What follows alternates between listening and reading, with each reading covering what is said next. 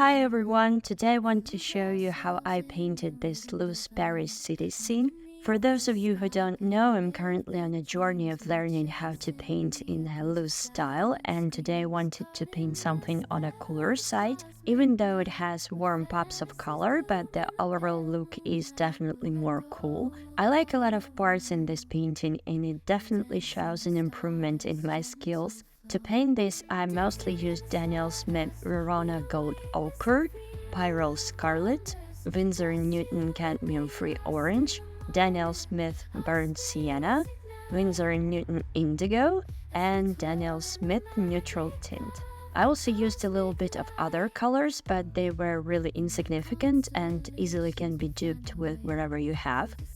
Of course, I started with a sketch, but I only tried to mark the main elements and get the perspective of the building right.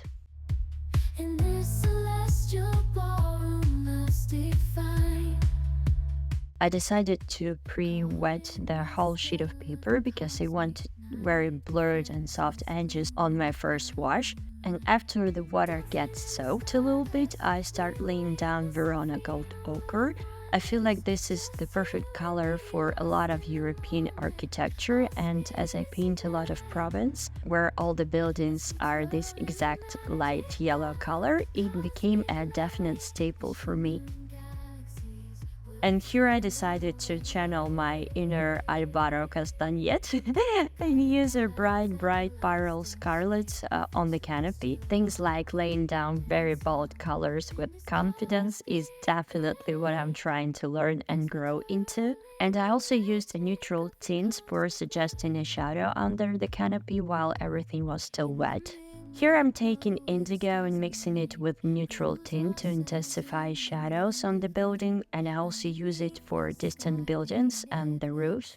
As in the reference photo, it's quite dark gray. I added some more neutral tint and used that for the road.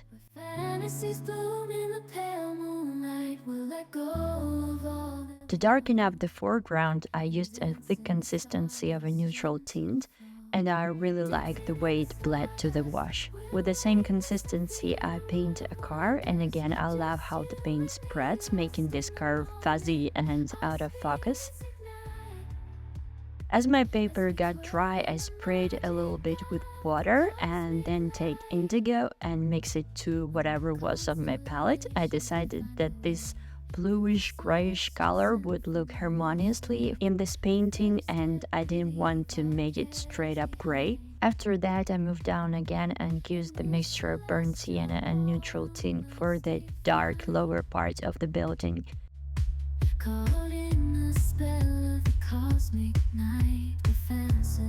And as my red dried so light, I decided to reinforce it once again, and I do this several times throughout the painting process until I'm finally happy with the intensity. I added a neutral tint to the mix for the shadows, and here I decided to let everything dry and then move on to the second wash. Now, as everything has dried, I mix neutral tint and indigo again and start building on details.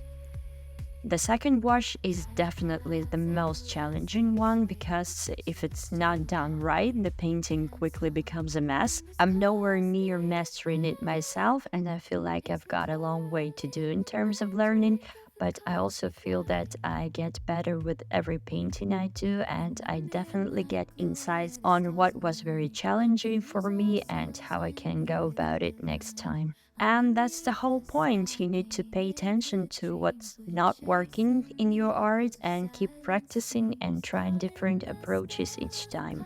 Here I take whatever was on my palette and put it on the shadow side of the building.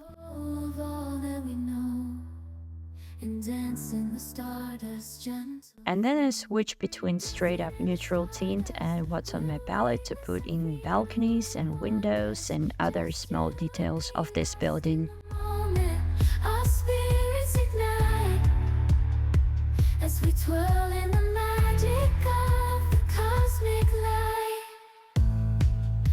Constellations will find a way through the celestial symphony will sway. With every step we leave our cares behind. In this celestial ballroom, love's defined.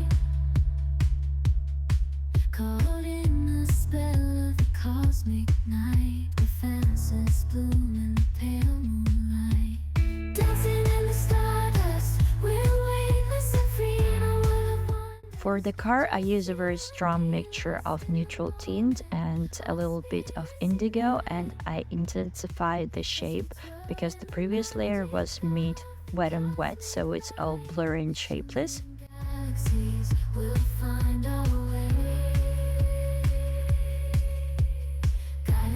For putting in figures and small details, you definitely need some opaque colors, and I'm using cadmium-free orange, which is very opaque and can basically cover anything. As you can probably see, most of this painting is done with indigo and neutral tint, and I keep layering it wherever I see the lack of contrast.